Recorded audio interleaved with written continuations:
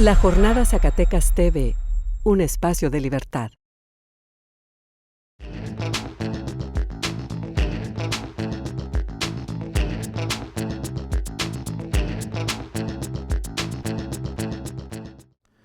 Bienvenidos a Sinergia, el programa de análisis de la economía, la sociedad y la cultura de esta casa editorial, La Jornada Zacatecas TV.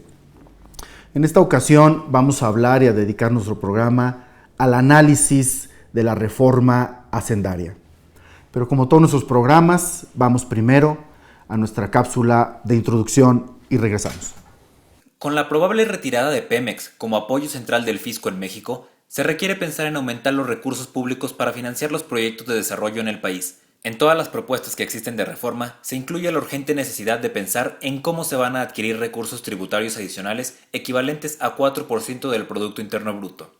Lo cierto es que México es uno de los países de la Organización para la Cooperación y Desarrollo Económico que tiene el sistema tributario más ineficiente e injusto.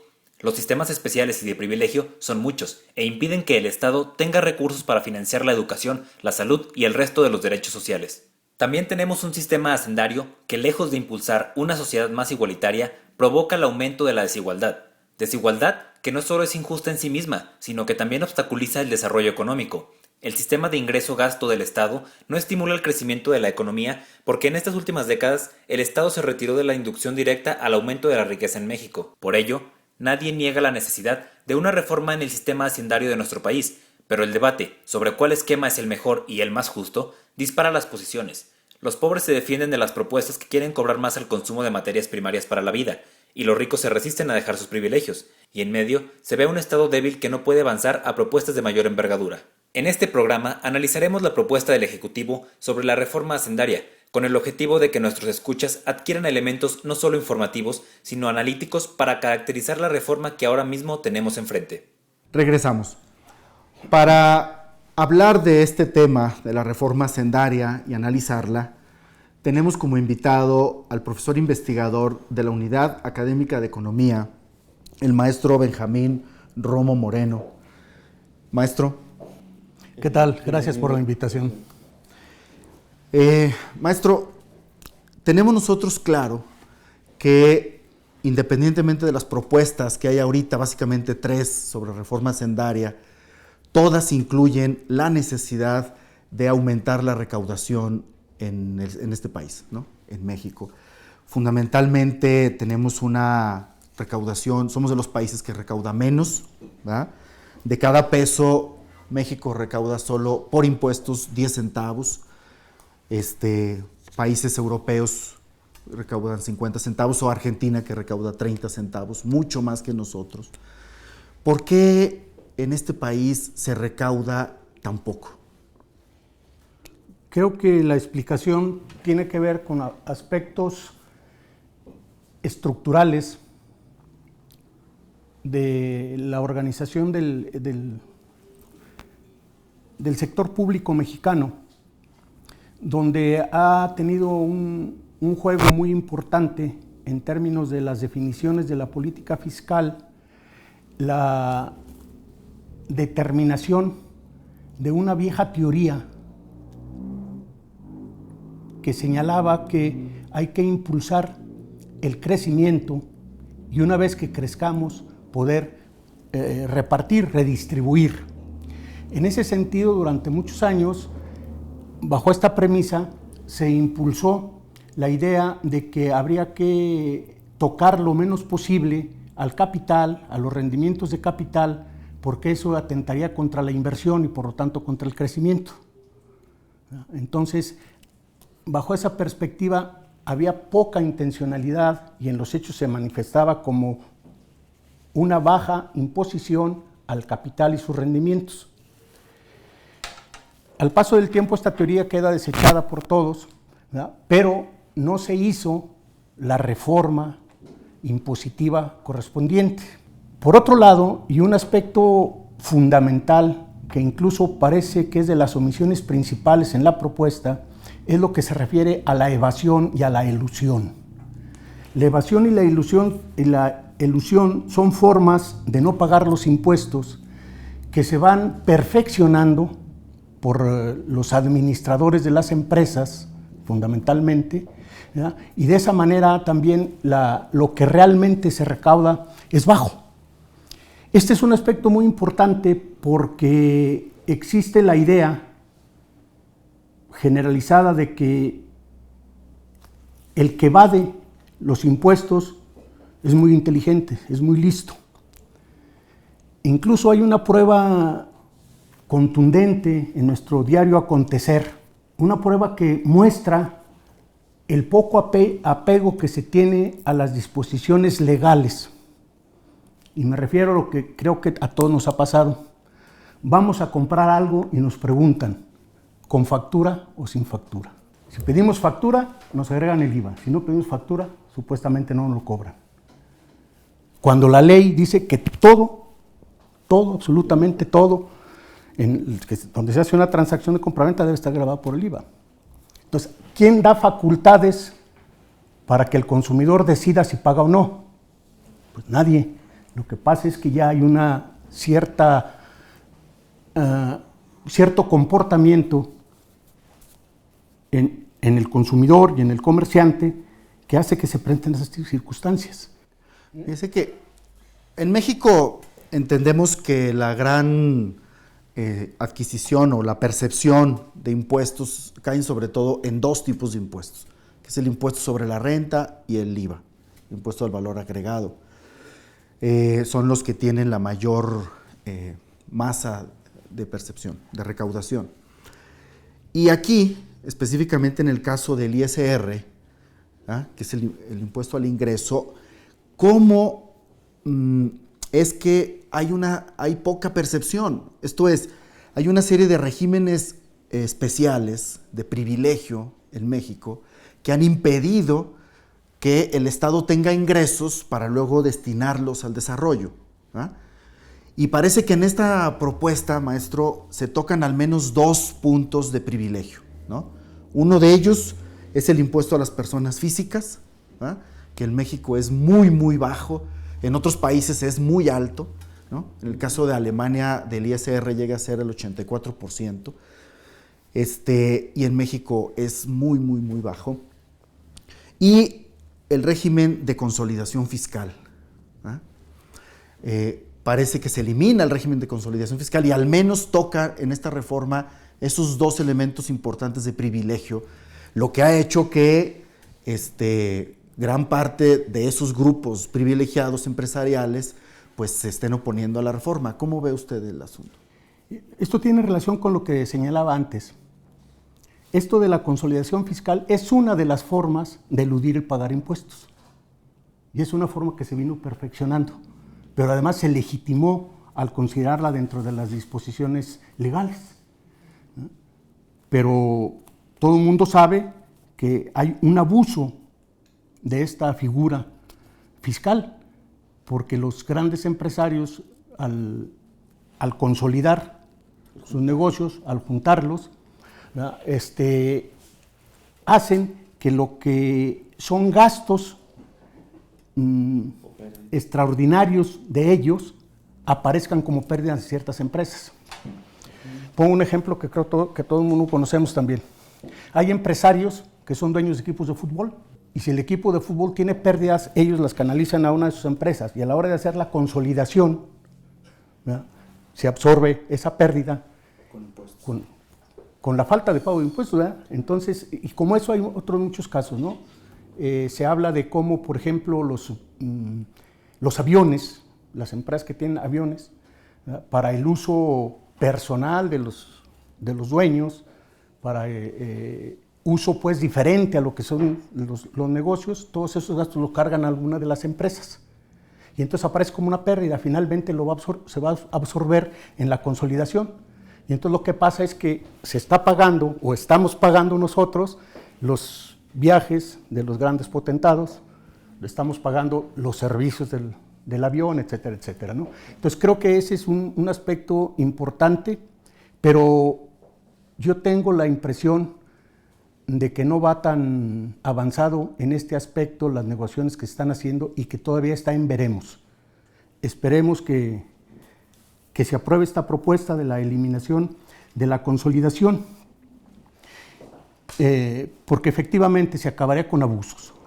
Y de estos abusos que te decía hace un rato, se hacen tradición. Y entonces, si tú abusas de esta manera, eres respetado.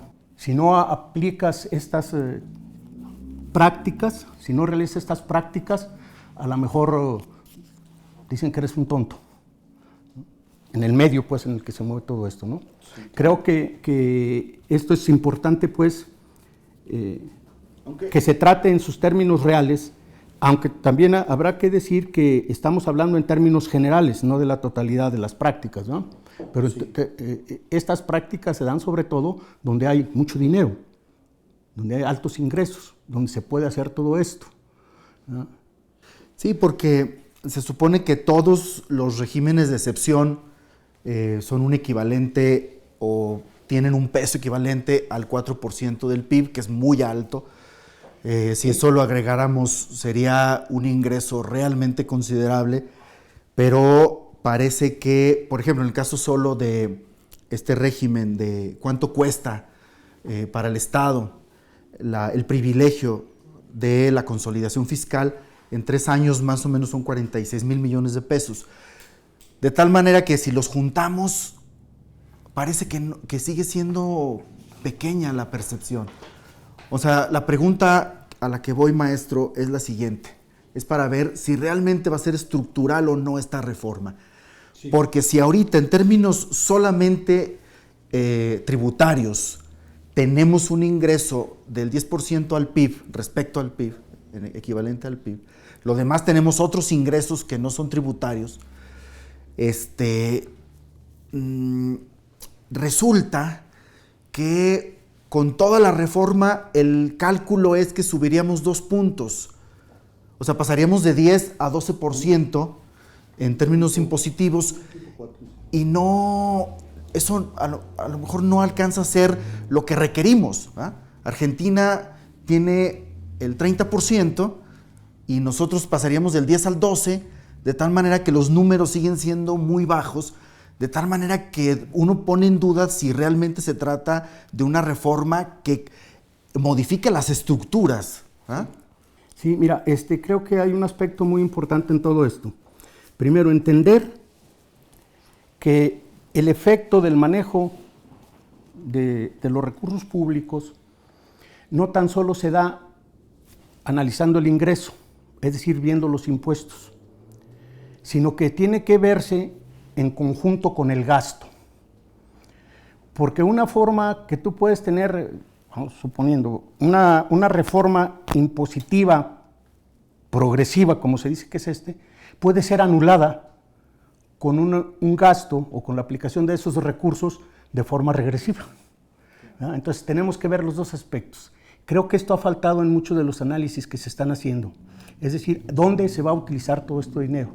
Pongo el ejemplo de las bebidas embotelladas, que hay una pugna ahorita incluso entre publicistas y toda esta circunstancia, ¿no? Una cosa es que te digan, vamos a aumentar 1 peso por litro en la Coca-Cola, bueno, ya dije una marca, no importa. Y otra cosa es que te digan, mire, aquí está un programa de saneamiento de la infancia y los jóvenes.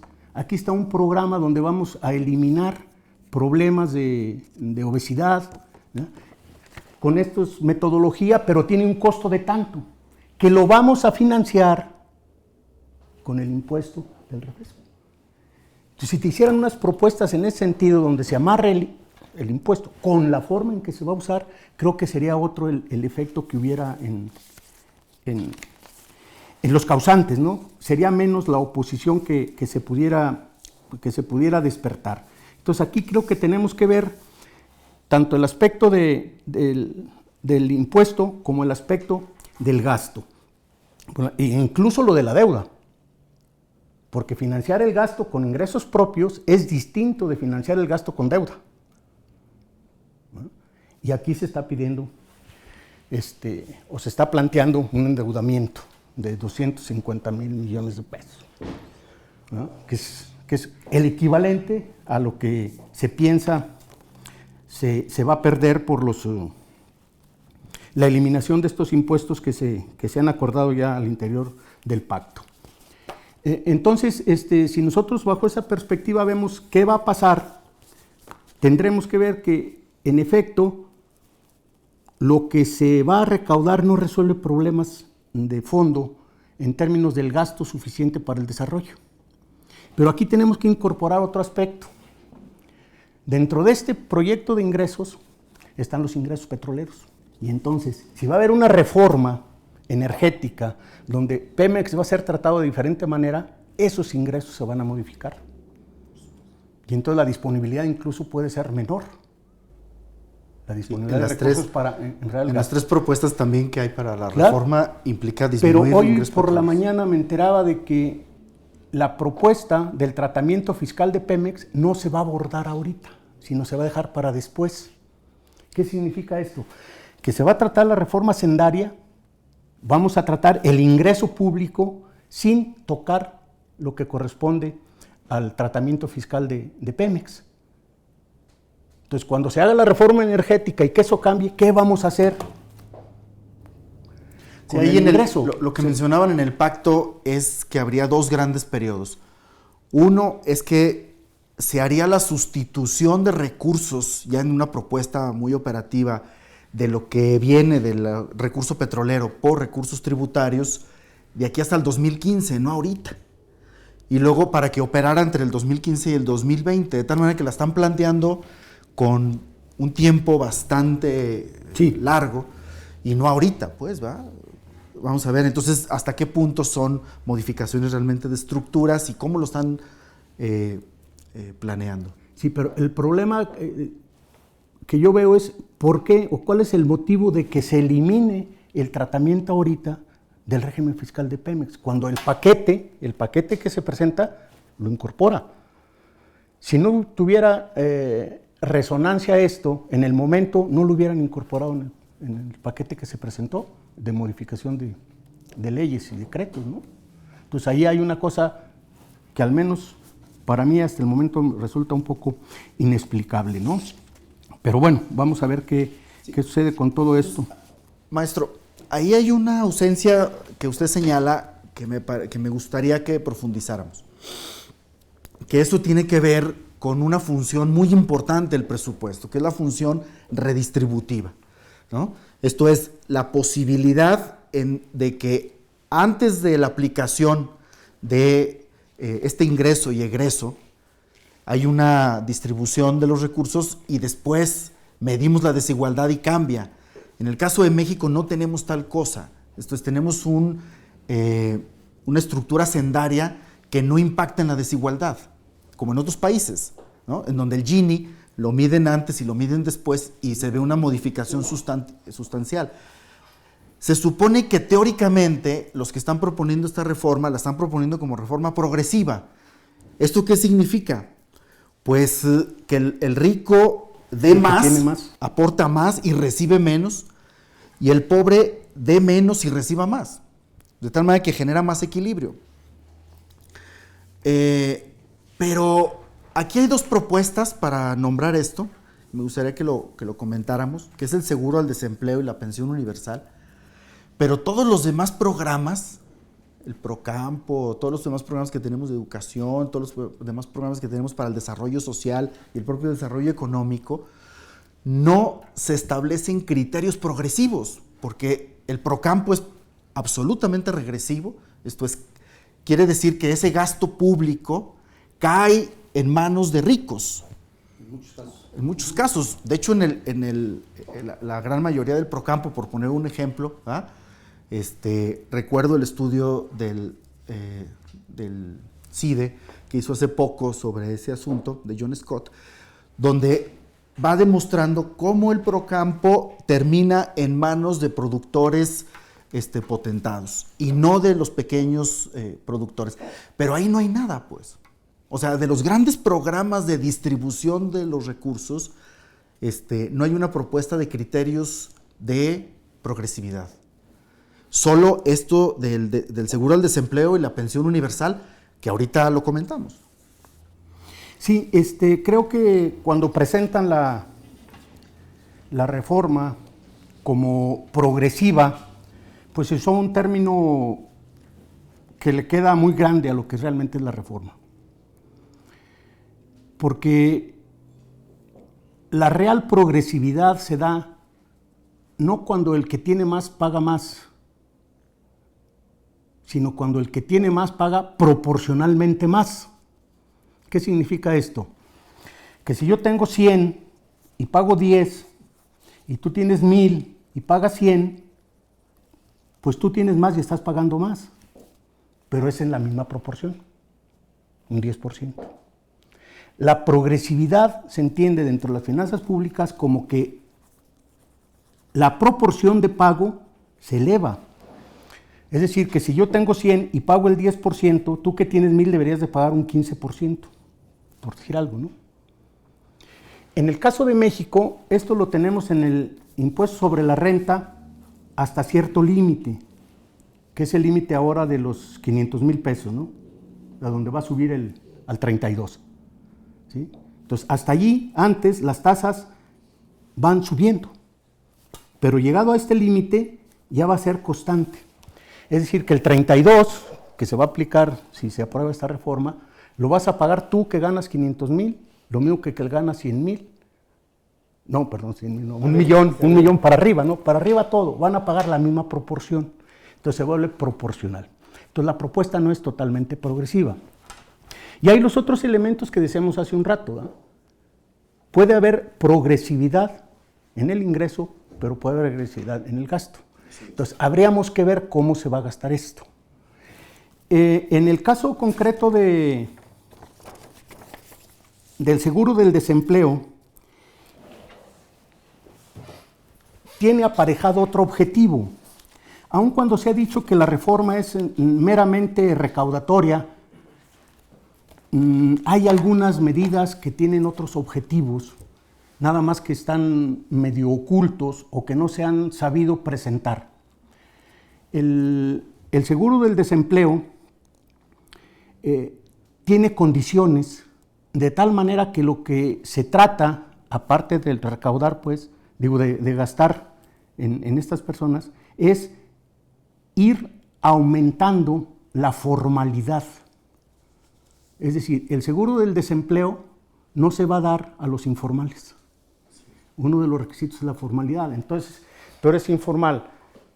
Si quieres acceder a esos beneficios, lo que tienes que hacer es formalizar tu negocio, ¿no? Y pasar 2 años. Porque puede ser más. En el requisito dice que mínimo 24 meses antes haber sido formal, te dan 6 meses la posibilidad, pero solamente un salario mínimo. Y lo demás, en la mitad de tu salario que tenías antes, no se financia con recursos fiscales, sino con el ahorro del retiro que habías generado en los 24 meses anteriores. Sí, o sea que ahí hay una... Pero cierto, paradoja, maestro, ¿no? El 60% de la economía es informal. Yo te pago de tus recursos. Exacto. Entonces, eso es un gasto que no implicaría impacto en el ingreso, ¿no? En el nuevo ingreso que se está generando, ¿no? Con una intencionalidad muy definida, ¿no? Que ha sido una propuesta de hace mucho tiempo de ciertos sectores de que se aumente el padrón tributario, ¿no? Es decir, que tribute más gente, y entonces entra el problema de la informalidad. Entonces, ¿cómo hacemos que esa informalidad vaya disminuyendo? Bueno, aquí está un mecanismo que está propuesto, no sabemos si se vaya a aprobar o no. Claro, si el 60% de nuestra economía es informal, significa que la tarea es ardua, pero para poder formalizar a esta gente se requieren otros mecanismos. Sí, este no es suficiente. Como el tema del crédito y otro sí. tipo de cosas. Hay una intencionalidad ahí, pero no es suficiente para nada, ¿no? Esta propuesta. Tendría que haber efectivamente otros elementos que fueran en el mismo camino, otros mecanismos que fueran en el mismo camino y que hicieran atractivo el estar en la economía formal. Y bueno, ya mencionó hace un rato esto del IVA, ¿no? De que me das factura o no me das factura.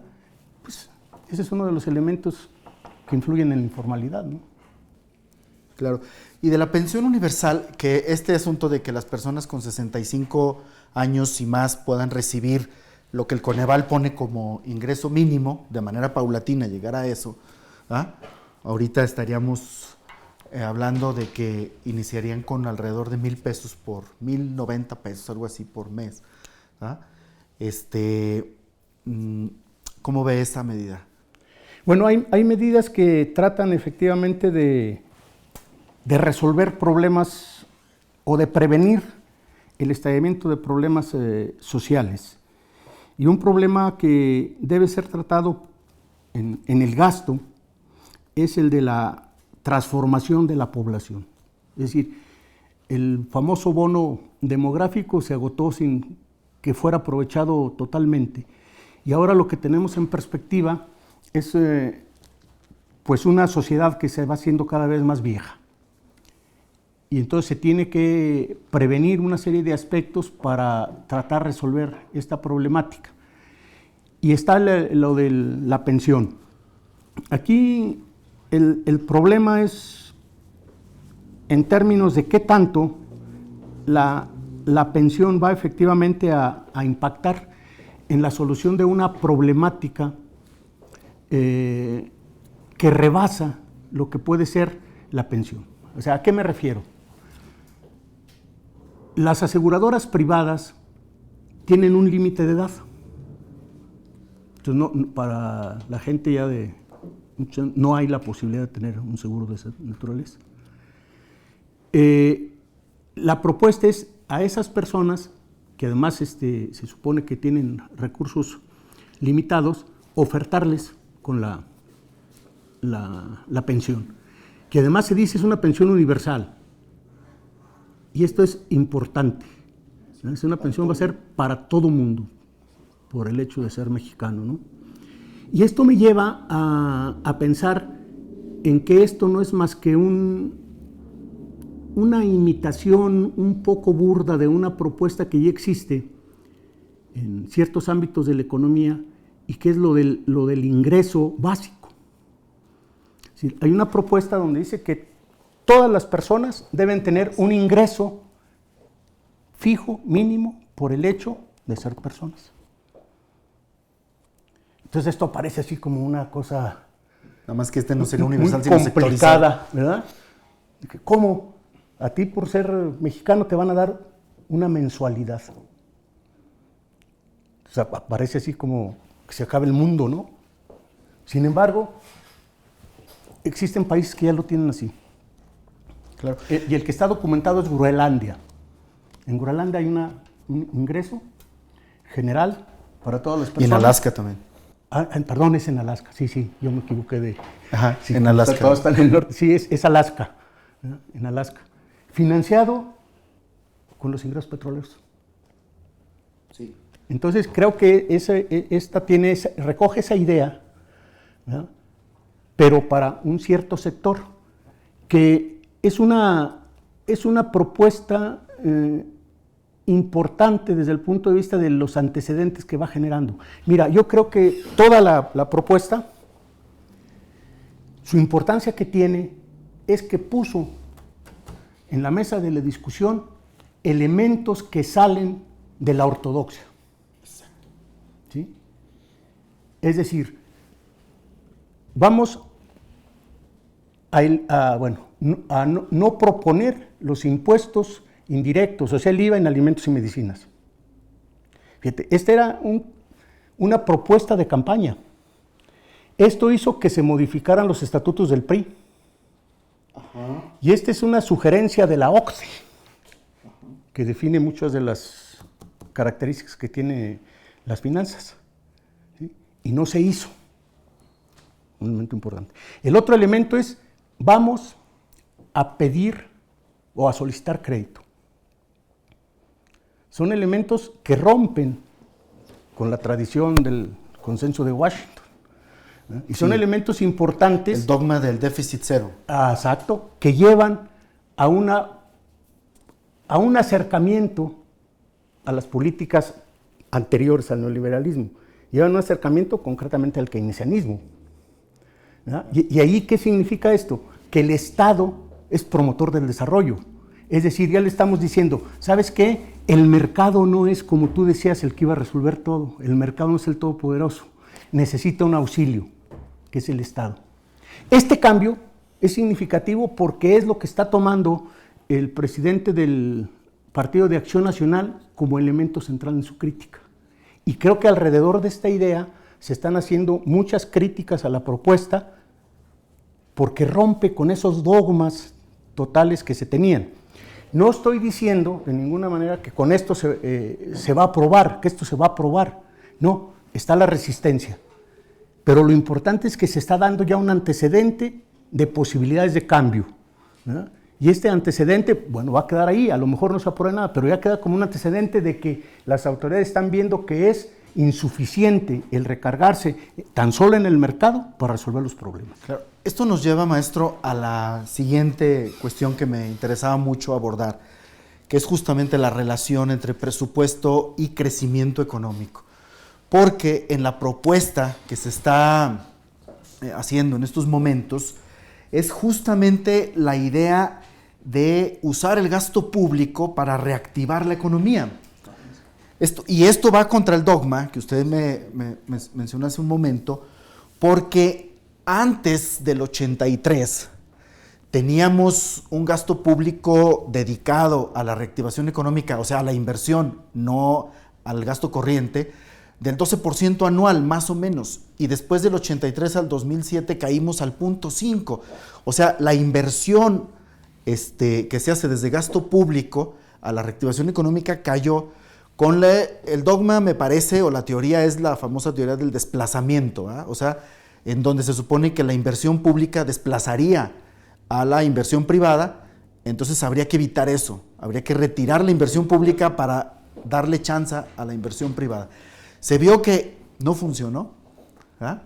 Entonces ahora están regresando a esta idea y eso puede ser muy interesante, ¿verdad? De qué manera se da el debate y cómo usar el gasto público para reactivar la economía, una economía que estamos, se ve ahorita prácticamente una especie de cuasi recesión, ¿verdad? Y se pretende reactivar también con lo otro que usted mencionó ahorita, que es un déficit, porque el crecimiento económico bajo va a generar menores ingresos y para sostener mayores ingresos se necesita tomar recursos del déficit y es grandecito, o sea, en lo que resta de este año 0.4 más 1.5 del año que entra, con como 2 puntos del PIB, es para empezar, se ve importante el monto, pero ya implica el rompimiento, hay un rompimiento con el dogma.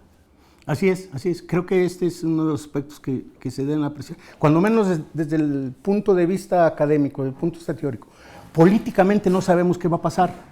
Tal vez se impongan los intereses de la hegemonía, ¿verdad? Del capital, ¿sí? A través del PAN, y se matiza incluso mucho de lo que se está proponiendo. Ahora, pero eso habría que esperarlo, para que esto ¿no? ocurra, maestro, para que realmente el gasto público ayude a la reactivación de la economía, ¿cómo tiene que ser este gasto?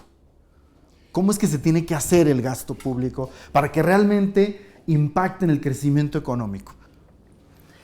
Hay disposiciones incluso legales de que hablan que el gasto de inversión del Estado debe fundamentalmente orientarse a actividades de carácter productivo. Esto está referido específicamente a la deuda, ¿verdad? O sea, tú, Estado, te puedes endeudar siempre y cuando los recursos los dediques a actividades productivas. ¿Eso qué significa? Que la misma actividad luego te va a dar los recursos para pagar. Uh-huh. En el caso de los ingresos ordinarios, debe tenerse la relación con ingreso-gasto, es lo que decíamos hace un rato, ¿no? Ok, ¿sabes qué? Yo esto que voy a recaudar lo voy a gastar en obras de infraestructura, en lo que sea, para tener un polo de desarrollo que me va a generar al cabo del tiempo los recursos que me permiten satisfacer las necesidades de toda la población. Es decir, el desarrollo,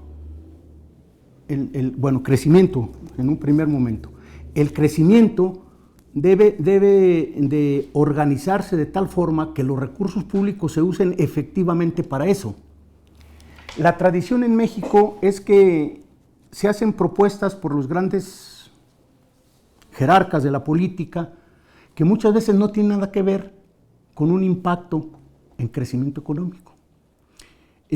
Todos sabemos de presas que nunca tuvieron agua, de carreteras que llevaban a la puerta del rancho de algún funcionario, de inversiones cuantiosas que no fueron debidamente programadas, como lo que sucedió en Lázaro Cárdenas, que fue una inversión, ¿sí?, que ahora tienen problemas.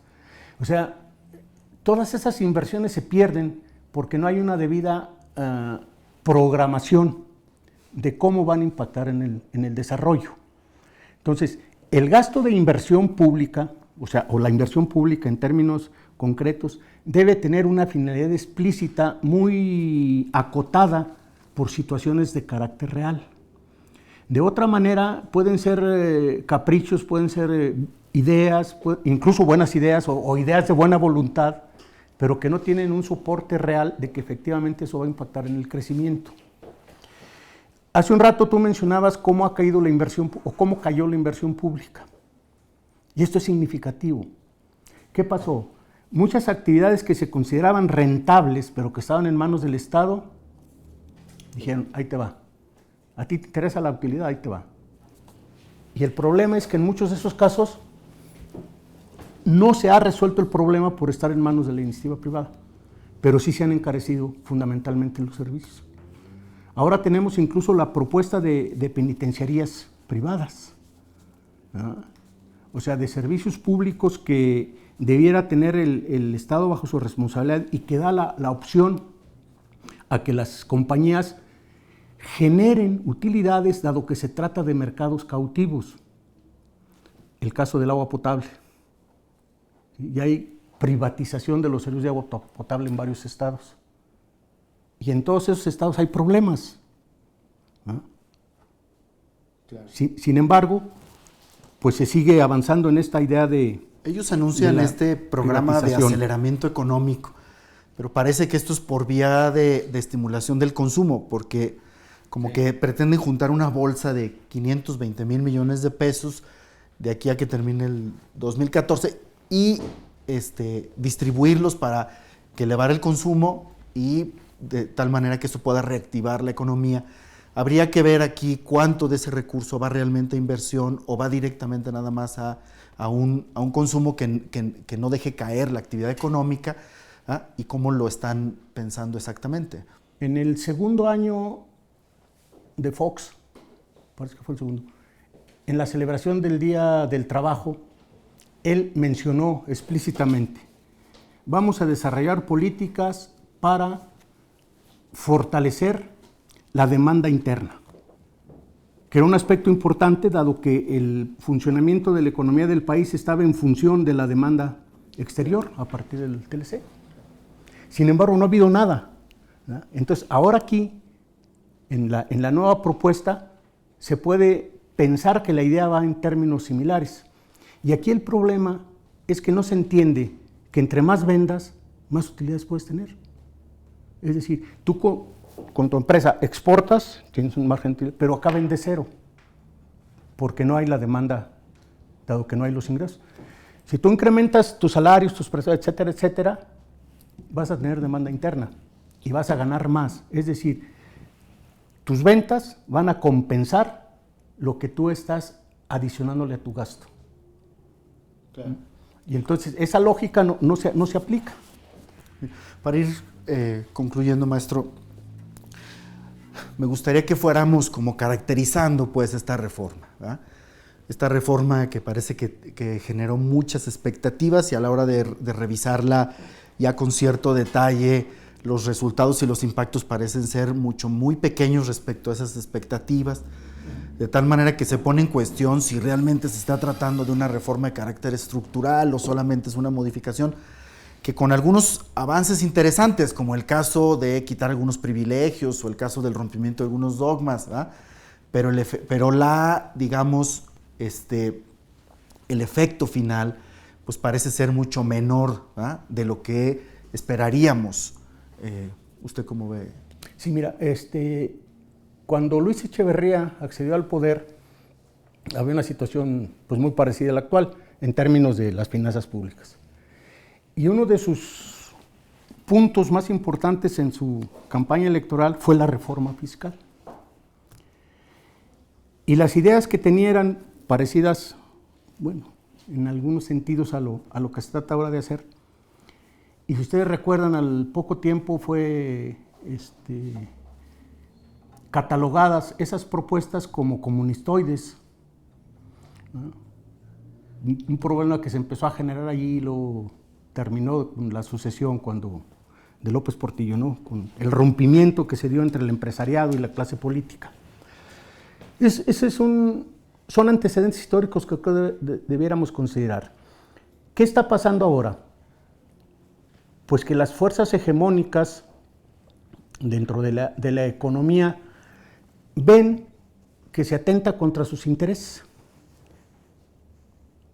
y saben que aunque esto pueda ser muy pequeño, se está generando el principio de un cambio.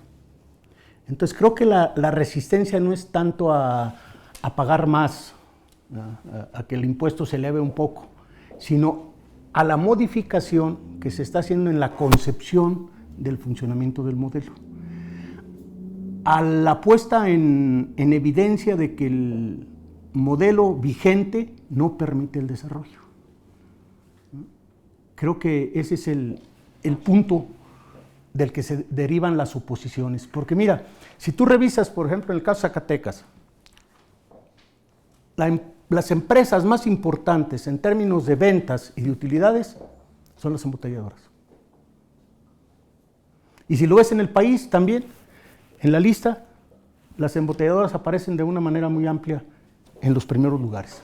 ¿Eso qué significa? Que las embotelladoras tienen utilidades fabulosas, ¿no? ¿Sí? Y entonces, pagar un peso, a lo mejor no tiene que ver nada. Porque además es IVA. Ese impuesto lo va a pagar el consumidor. Claro. Y ahora, nada más hacer este acotamiento.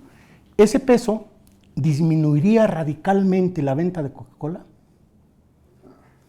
No, porque su demanda es totalmente elástica. Así es. ¿No? O sea, tú vas a comprar tu Coca-Cola aunque te suban un peso, por la adicción que genera, ¿no? Entonces... Claro. Bien. Bueno, pues habría que preguntarnos también qué tan justa, qué tan integral, qué tan eficaz va a ser esta reforma. Pero a mí me parece, y quiero dejar aquí uno de los temas que ojalá podamos continuar en otro momento, que es ver el presupuesto como un campo de fuerzas políticas, en donde hay grupos de poder muy importantes que se ve reflejado en ese presupuesto y que ahora mismo parece que lo ponen en cuestionamiento, a lo menos la propuesta inicial. De entrada ya las colegiaturas ya quedaron salvadas, pero vamos a ver los otros renglones, porque esto nos va a llevar a un análisis de la estructura política que soporta la distribución presupuestaria, ¿ah? Y ver los grupos de poder que hay ahí y cómo es que se van a conformar. Aquí está habiendo un viraje muy importante en esto que tú señalas. Cuando se dio la famosa transición y que la composición del Congreso se hizo más plural y de alguna manera empezó a tener un rol significativo el Congreso, pues todo el mundo iba al Congreso para conseguir una tajada de ese pastel. Pero con el regreso del PRI, esto empieza a cambiar también y empieza a centralizarse las decisiones. Así es. Y ahorita no se va al Congreso, sino se va a la Secretaría de Hacienda. Entonces, este es un fenómeno importante, importante hay en una términos de cómo se... reconcentración de poder. Exactamente. Incluso ya... Eliminaron ya el ramo 33. Eliminar el ramo 33 significa reconcentración del poder por parte del centro. Exactamente. Sí. Ahora, profesores les voy a pagar yo, así es. Así es. Bueno, pues, maestro, muchas gracias. No, pues gracias a ustedes. Bien, con esto concluimos nuestro programa. Esta es una discusión abierta. La próxima semana estaremos viendo los resultados de esta reforma y esperemos continuar con este debate. Hasta luego.